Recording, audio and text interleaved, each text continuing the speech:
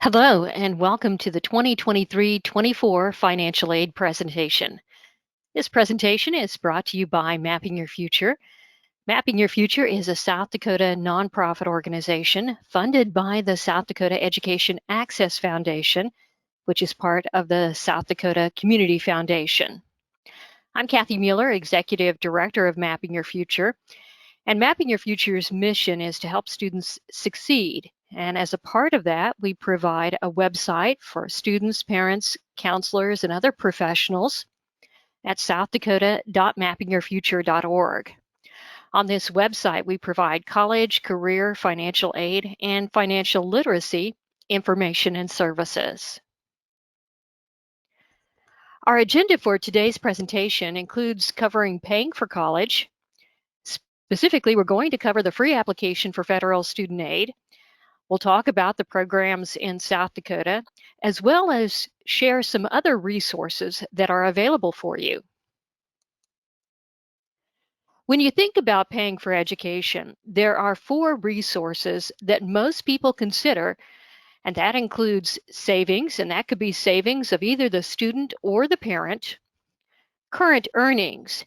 And what we mean by that, it could be current earnings of the student who may be working a part-time job, or current earnings of the parent. For example, when my daughters were in college, I used part of my current earnings to help pay for their education, and that helped cut down on student loans. Of course, there's financial aid, and we're going to talk about that during this presentation. And of course, there are tax credits and deductions. Now, tax credits and deductions don't necessarily help you pay for an education, but they do help offset the cost of an education. And so we include them here to remind you to take advantage of any tax credits and deductions that are available to you when you file your tax return. The FAFSA process includes the following 4 steps, and these are at a high level. The student will complete the free application for federal student aid. A few days or a week later, the student will receive a student aid report, and we'll show an example of what that looks like later in the presentation. Later in the fall, or most likely in the spring, the student will receive a financial aid offer or award letter from the school. The student and parent will review that financial aid offer and decide what financial aid they want to accept. There are 4 types of financial aid. Grants and scholarships are the best types of financial aid. We usually call that gift aid because typically students don't have to repay grants and scholarships. We say typically because grants and scholarships can come with requirements or obligations, such as a requirement of a certain GPA or an obligation to enter a certain career field. If the student fails to meet those requirements or obligations, they could lose the grant or scholarship or have to repay it. So while grants and scholarships are the best kind of aid, it's important that students understand the requirements and obligations with that aid. There are work-study programs, and these are federal need-based programs. With work-study programs, students are offered a job either on campus or off campus, and they can work that job and earn money that they can then use for any expense, particularly education-related expenses. And finally, there are loans. And when a student completes the free application for federal student aid, they're determining their basic eligibility for federal student loans. There are other applications that the student will need to complete. In addition to federal loans, there are some states that offer state loan programs. And finally, students can borrow private loans from banks, credit unions, and other financial institutions. What is the FAFSA? The FAFSA is the free application for federal student aid. It's the base application for various forms of financial aid, both need-based and non-need-based. And in addition to applying for federal student aid, Many states require the FAFSA for their scholarship programs. Many institutional aid programs require the FAFSA, and what we mean by that are that colleges, schools, universities often require the FAFSA for their institutional aid. And there are even some private foundations that require the FAFSA for their private scholarship programs. Sometimes a student will say they don't want to fill out the FAFSA because they don't want any federal student loans and they don't think they'll qualify for any federal need-based aid. However, as you can see, because many other organizations and government agencies use the FAFSA information, it's important for the student to go ahead and complete the FAFSA. And the FAFSA became available on October 1 for the 23-24 academic year. And we do encourage students to complete the FAFSA as soon as possible because some aid, particularly institutional aid, may be provided on a first-come, first-served basis. And in addition, many institutions have what they call priority deadlines. And you'll want to make sure you're aware of that priority deadline to make sure you file the FAFSA by that date. To file the FAFSA, the student will go to studentaid.gov.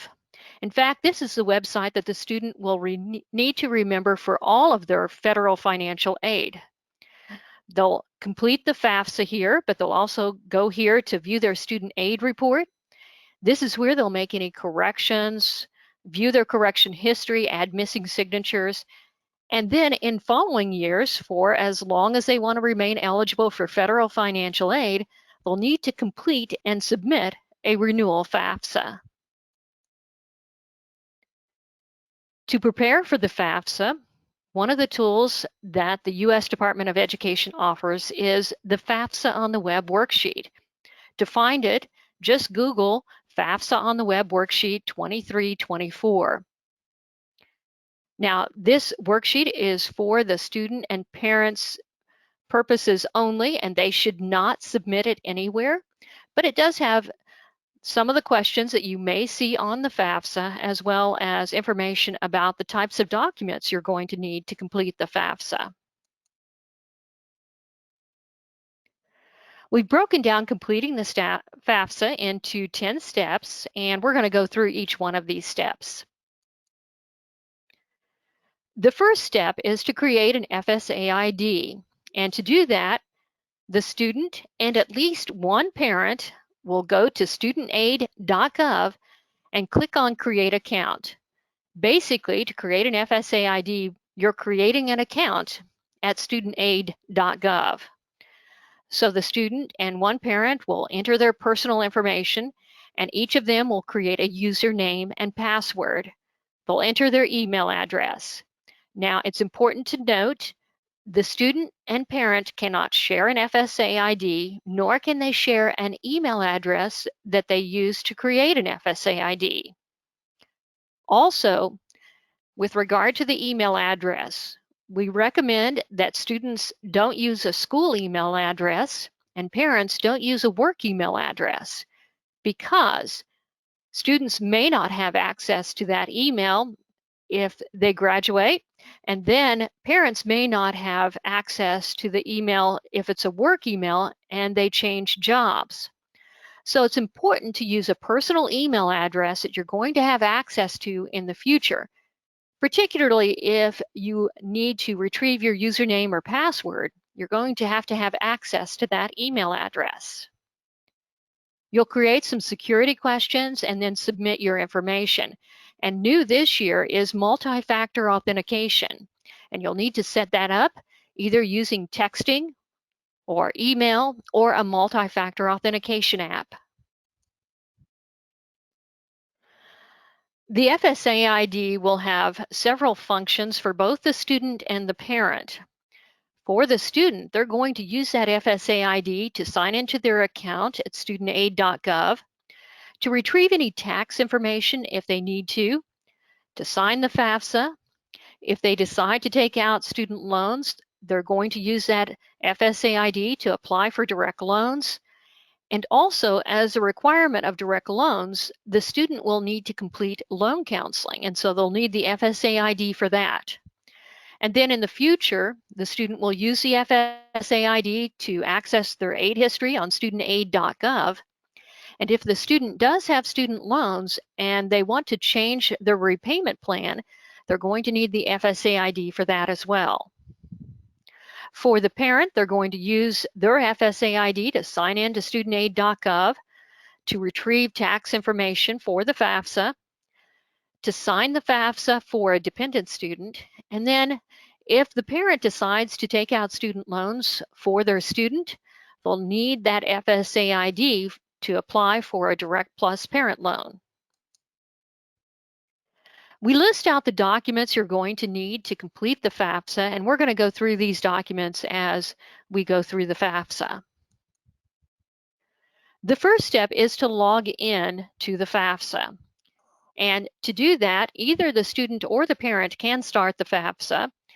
We think it's a little simpler if the student begins the FAFSA, but whoever starts the FAFSA will choose their profile and then fill in some personal information. And then the next step is to choose the appropriate FAFSA. For a while there's going to be 2 FAFSAs out there, so it's very important that the student choose the correct FAFSA. Students who are seniors this year and planning to go to post-secondary education next year will choose the 23-24 FAFSA form. The student can then create a save key for their FAFSA. And what this does is it allows the student to return to the FAFSA at the point where they stopped completing it. Now, I do want to say that the FAFSA will save as the student completes each section. So this save key can be used to return to the FAFSA, but also if the student and parent are not in the same place completing the FAFSA, the student can complete their portion of the FAFSA and then give their save key to their parent.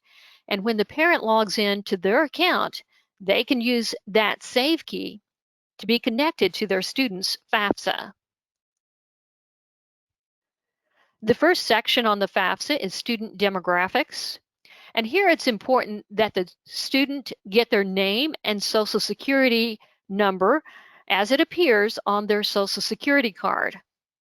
I often recommend that students have their social security card in front of them when they're completing this section of the FAFSA. If a student gets their social security number wrong, it could delay their financial aid. Also on the demographics, with regard to driver's license, if a student does not have a driver's license, they can leave that field blank. The residency and citizenship questions are to determine eligibility for some financial aid programs. The student will be asked about their high school completion status, and seniors will enter that they will have a high school diploma when they begin their post-secondary education. It will also ask some questions about the student's post-secondary plans, including the grade level they will be, the degree pursued, and whether or not this is their first bachelor's degree. Again, these are questions to determine eligibility for federal financial aid. If a student has some dual credit, they will still enter that they have never attended post-secondary education, and this will be their first year in college. Students will also be asked about their interest in federal work study. And as you may recall, I mentioned it was a need-based program, but I recommend all students answer yes to this question. First of all, your situation could change. And then also, it's not going to hurt anything to go ahead and say yes. If a student answers yes and they don't have financial need, they just won't be offered federal work study. If a student answers yes and they do have financial need and they're offered work study but don't want it, they can always turn it down. So it's not going to hurt anything to go ahead and answer yes. Students will also be asked if they've ever been in foster care, and they will be asked about their parent education completion. Again, these are questions to determine eligibility for some financial aid programs. Also, with regard to parent education completion, the Department of Education asks that question to determine the number of first-generation college students completing the FAFSA. Students will be asked to enter the name of their high school, and here they will start entering the name of their high school, and a pop-up screen will appear, and the student will select the appropriate school. This is to help weed out diploma mills. Now, this is the fun part of the FAFSA, where the student will enter the names of the schools that they want to receive their FAFSA information. So any school that a student is interested in attending, they can list in this area of the form. Very similar to the high school portion of the FAFSA. They'll start entering the name of the school, and a pop-up screen will appear with the names of similar schools, and they can select the appropriate one. Again, this is not a part of the admissions process, so students are not being committed to anything by listing a school here on the FAFSA. Students should complete the admissions applications separately. After they list all the schools they're interested in attending, the student will indicate their housing plans. And what they want to know is, will the student live in a dormitory on campus, off campus in an apartment, or off campus with their parents?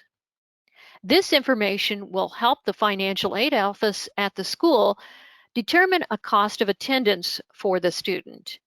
And we're going to talk about cost of attendance a little bit later in this presentation.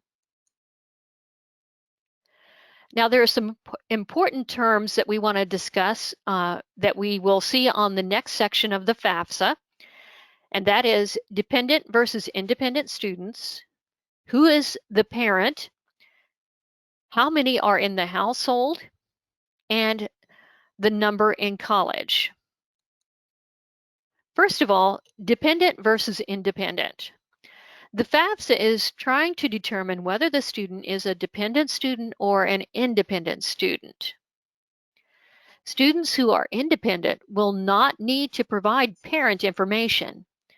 Dependent students will need to provide parent information. If a student can answer yes to any one of those criteria that you see on the screen, they will be considered an independent student and will not provide parent information.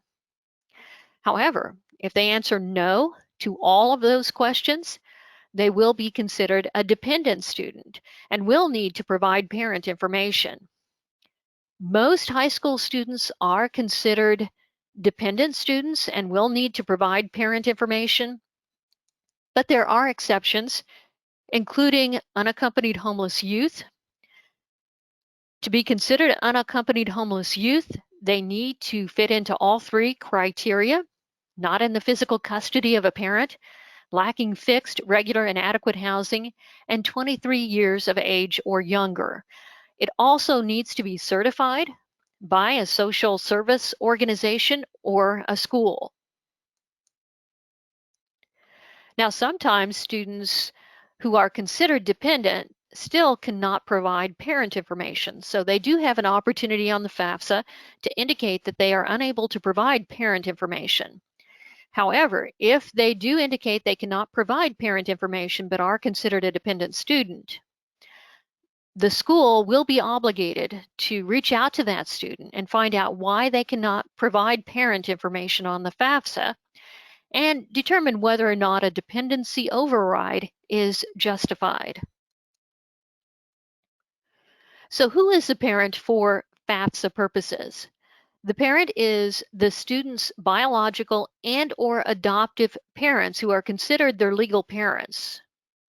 Now, sometimes students will live with grandparents, foster parents, legal guardians, other siblings perhaps, or other relatives, but those are not considered the student's parents unless they have legally adopted the student, We've had situations where students are living with a grandparent and the grandparent wanted to fill out the FAFSA using their financial information.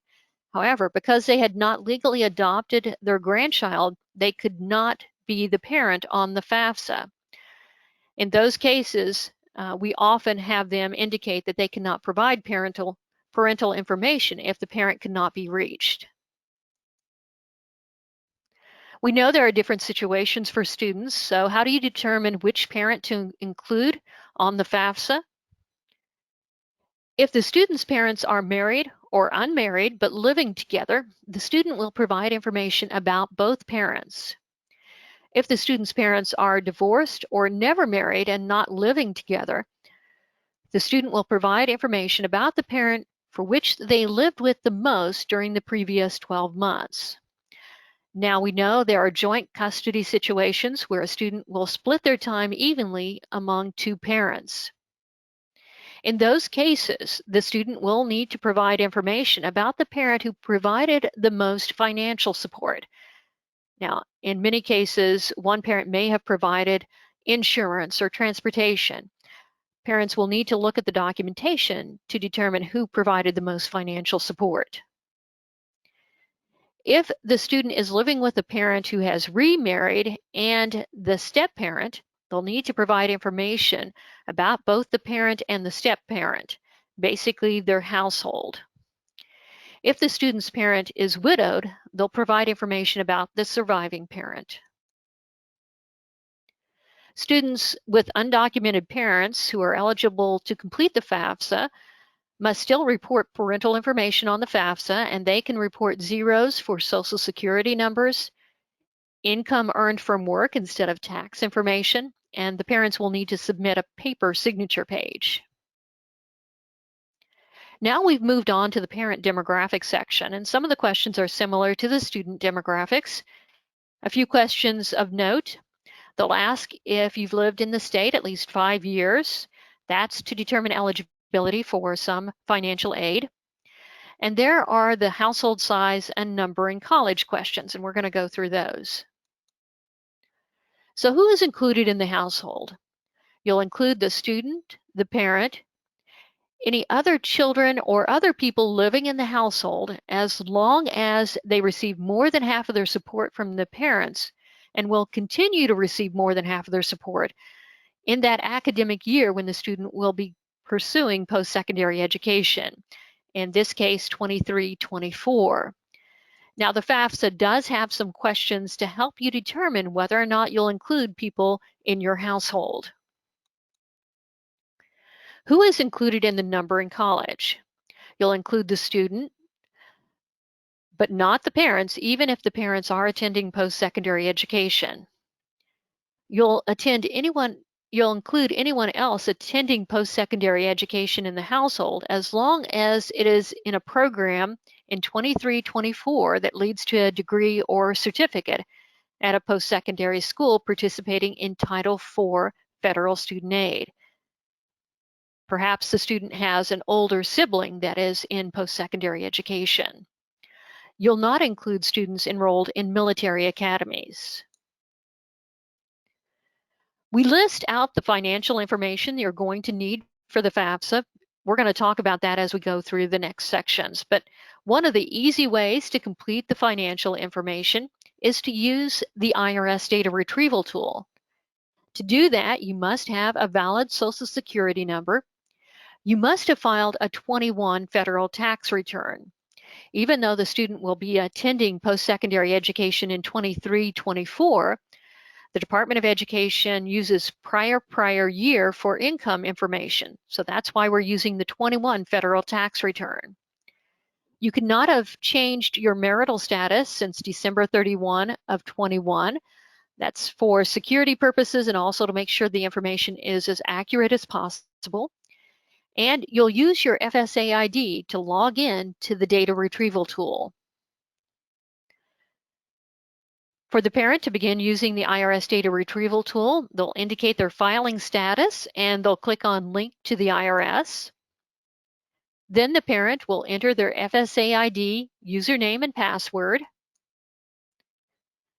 Once they arrive at the IRS website, They'll receive a warning message that they're using the data retrieval tool for the purposes intended. And then they'll receive this form. And here's where I recommend that you have your 21 tax return in front of you, because you want to make sure that this form matches exactly what you have on your tax return.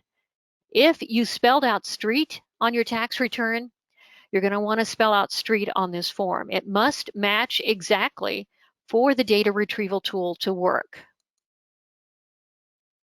If you do get a match, you can hit transfer now, and the information will then be transferred over to your FAFSA.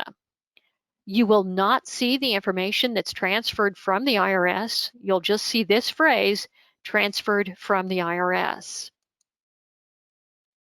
You may get a question about income earned from work, and here they want you to provide information about how much parent 1 earned and how much parent 2 earned. You can use your W-2s to input this information, or your K-1. The FAFSA does have information about where to find that information on your W-2 or K-1, and we provide a link here to additional information on how to complete this section of the FAFSA. If you filed a Schedule 1, that information will be transferred from the IRS. They will ask you additional questions about why you filed a Schedule 1, and they ask these questions because they may want to remove some of the income that you file a Schedule 1 for from the FAFSA calculation.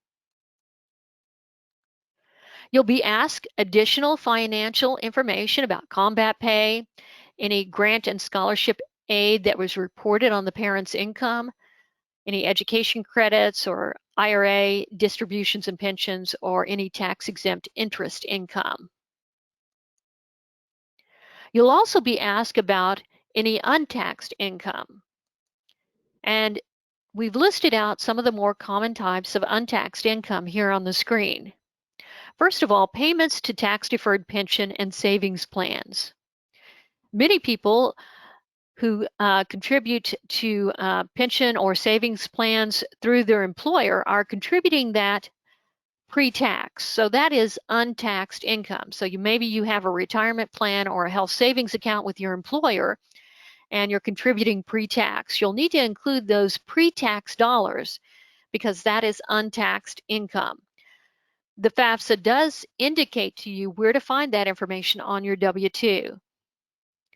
Other common types of untaxed income include child support received, housing, food, or other living allowances to the military, clergy, or others, or any veterans' non-education benefits. Depending on what they've seen on the FAFSA so far, you may get some asset questions. One of the questions they will ask is whether or not your assets exceed a certain amount, and that's a different amount for everyone completing the FAFSA, and you'll answer yes or no. Then you'll be asked about the balance in your cash, savings, and checking accounts, and they want to know the balance in those accounts the day you're filling out the FAFSA. In addition, you'll be asked about investments, including real estate and 529s, but you will not include your family home as an investment. In addition, you'll be asked about current businesses or investment farms, but you won't include the family farm or any family business with 100 or fewer full-time employees. Now, I wanted to discuss determining the value of assets. If you have a real estate investment, perhaps a rental house, and it has a market value, but you also have a mortgage against that rental house, you'll want to subtract that mortgage from the market value to determine the net value that you'll include on the FAFSA. And you can really apply this formula to any investment that has a debt against it. Depending on what they've seen so far on the FAFSA, they may ask the student to provide some financial information. And the student can also use the IRS data retrieval tool if they filed a tax return. The student will then be asked to review the information that they've provided on the FAFSA and agree to the terms which indicate that they have provided information that is accurate and true to the best of their ability, and that if they receive any federal funds for their education, they'll use it for the purposes intended.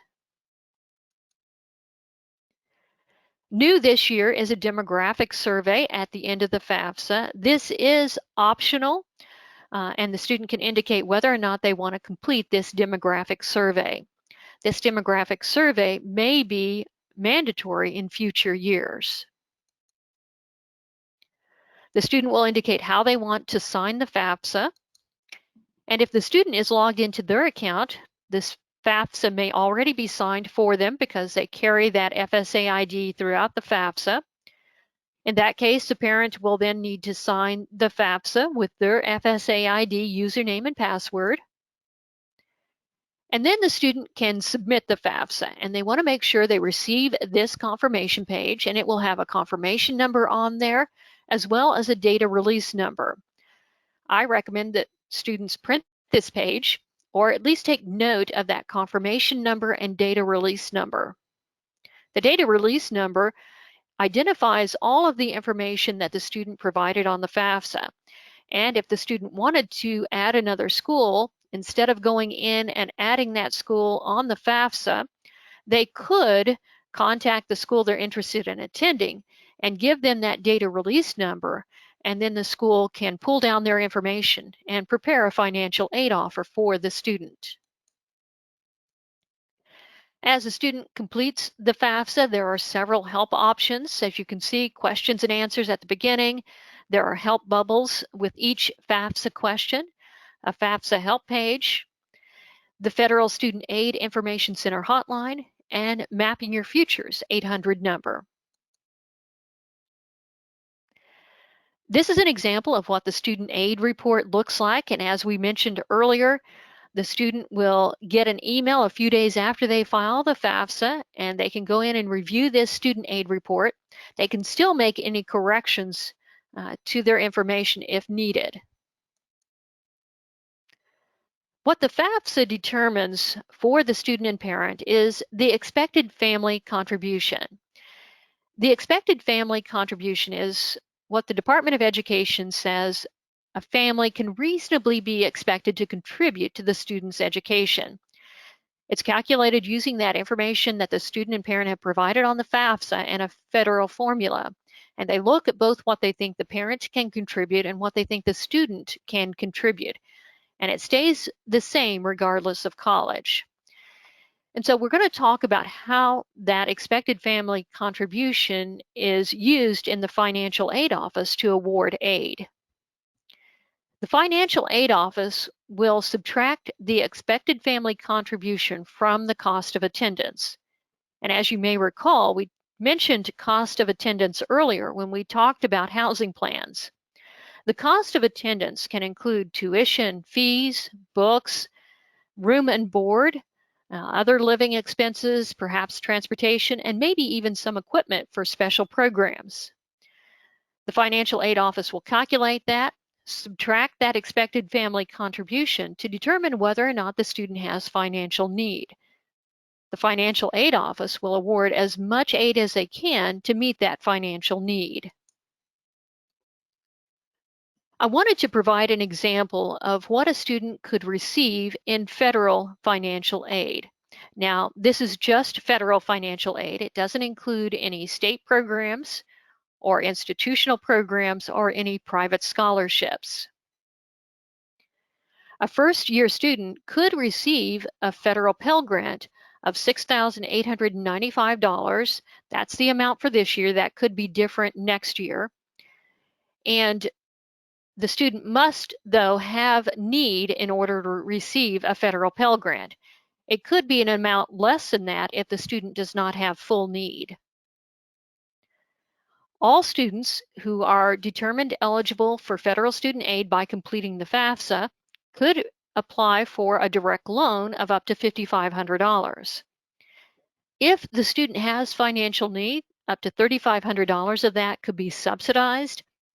And that means that the federal government will pay the interest on that loan while the student is in school and during authorized periods of deferment. And that's quite a savings for the student. In addition, parents can borrow direct plus loans. They can borrow up to the cost of attendance minus any financial aid that the student has received. This is an example of a financial aid offer. Note that financial aid offers can look different from school to school. So if a student is comparing schools, it's important that they study these financial aid offers carefully. Know what are grants and scholarships, and know what are loans. Just a reminder, grants and scholarships typically don't have to be repaid, but loans do have to be repaid. Also, a student should be aware of any obligations or requirements of grants and scholarships and be willing to meet those requirements and obligations. I wanted to touch on some of the South Dakota programs. First of all, the South Dakota Opportunity Scholarship is a fantastic program in South Dakota. It does have eligibility requirements that include a minimum GPA, a minimum ACT, and curriculum requirements. But as you can see, it's $1,300 for 3 years and $2,600 for the final year. The application must be submitted by September 1st, but they do encourage students to have everything submitted, if at all possible, by June 1st. And I know that many schools in South Dakota and counselors help students get this information in as soon as possible. The Dakota Core Scholarship Program is tuition and applicable fees at participating South Dakota schools. The requirements include minimum grades and an agreement to stay in the state to work in specific critical need occupations. The South Dakota Needs-Based Grant Program requires that you be enrolled at least part-time in an eligible program. There is a grade requirement and a requirement of a completed FAFSA. The Build Dakota Scholarship Program is a very popular program in South Dakota.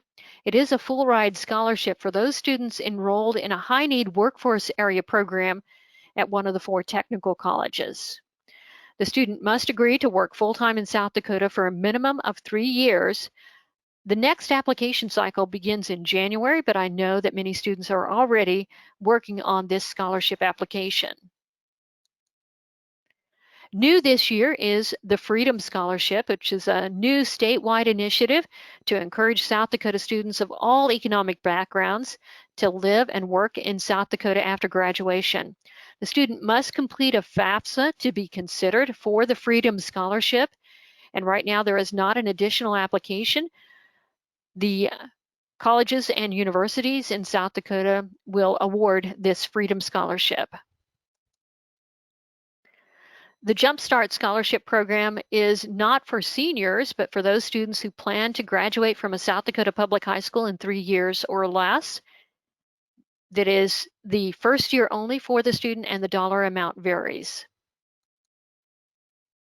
The Critical Teaching Needs Scholarship Program. Under this program, a student must agree to work in South Dakota in a critical teaching need occupation for 5 years and must understand that the scholarship will turn into a loan if the requirements are not met. I wanted to provide a few scholarship tips. I think scholarships are very important. I know it does take work for students to complete scholarship applications, but I recommend they treat it like a job. If a student spends 10 hours completing scholarship applications and wins just one $1,000 scholarship, that's like earning $100 an hour. So to be successful, a student needs to develop a plan, understand that cost of attendance, how much will it cost them to attend that institution, and use that amount to establish a scholarship goal. With that scholarship goal in mind, conduct research. And it's important that the student look at local scholarships, which are often some of the best scholarships for the students. Also, look at the college, school, or university that they plan to attend. Make sure they research the website to find out about all of the scholarships offered at that institution. Of course, we've talked about some of the state programs already. And then also be sure to check out employer programs. And that could be employer of either the student or of the parent. I know both of my daughters received scholarships from my employer and my husband's employer. Also, look at organizations or employers that align with the student's career choice. Many organizations, professional organizations, trade associations, want to see young people entering their career field, and so they offer scholarships for students that have chosen that career. And then finally, there are the scholarship search engines, and we'll list a few here in just a moment. We recommend that students prepare the applications carefully, take time to write the essay, make sure you have someone else look at that essay to proof and edit it, and remember that neatness counts on applications. To stay organized, use the Mapping Your Future Scholarship Tracking Sheet, and we'll have a link to that here in just a moment. Make sure you follow all of the deadlines and requirements. I know that some organizations that receive a lot of scholarship applications will quickly throw out those applications that don't meet the deadlines or requirements. And finally, we recommend having a dedicated email address, particularly for those scholarship search engines. That way you can find out quickly if a scholarship search engine sends you an email notifying you that they've found a scholarship that matches your profile. And so you'll more likely see that if it's in that separate email. Also, if one of those scholarship search engines starts sending you marketing emails, you'll notice that right away and can unsubscribe if you want to.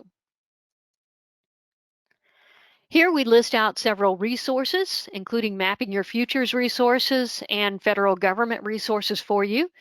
We also provide a link to the scholarship tracking sheet, as well as a list of scholarship search engines. Here's the Mapping Your Future contact information for you. And with that, I'd like to thank you for listening to this presentation.